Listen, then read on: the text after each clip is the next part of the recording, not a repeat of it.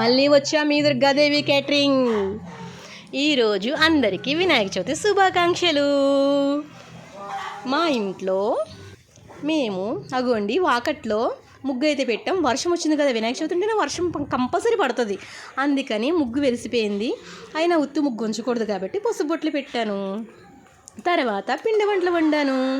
పిండి వంటలు అంటే ఏటో అనుకుంటారేమో, సింపుల్గా చాలా సింపుల్గా. ఓకేనా, చూస్తారా? ఈరోజు నేను వండినవి ఏంటంటే ఉండ్రాలు, పరవన్నం,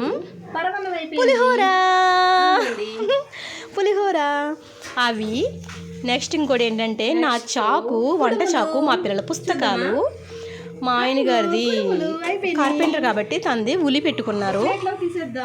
అవన్నీ పెట్టి దండం పెట్టుకున్నాం. నాకు వంటలు బాగా తగలాలి, నన్ను వంటలు బాగా తగలాలి. నేను వంటలు బాగా చెయ్యాలి. నన్ను అందరూ వంటలు చాలా బాగున్నాయని మెచ్చుకోవాలి. అలాగే నేను అనుకున్న కోరిక తీరాలి. అందరూ బాగోవాలి, అందులో నేను ఉండాలి. ఓకే, అందరూ బాగోవాలి, అందులో నేను ఉండాలి. గొప్ప చిత్రం ఏంటంటే ఈరోజు మా ఇంటికి ఆవులు వచ్చినాయి ఫ్రెండ్స్. చిన్న ఆవు పిల్ల వచ్చింది, మళ్ళీ ఆ అమ్మ ఆవు కూడా వచ్చింది, మళ్ళీ ఉడతలు కూడా వచ్చినాయి.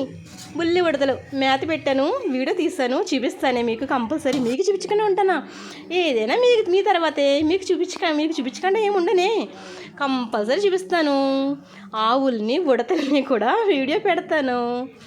ఓకే, నచ్చితే లైక్ చేయండి.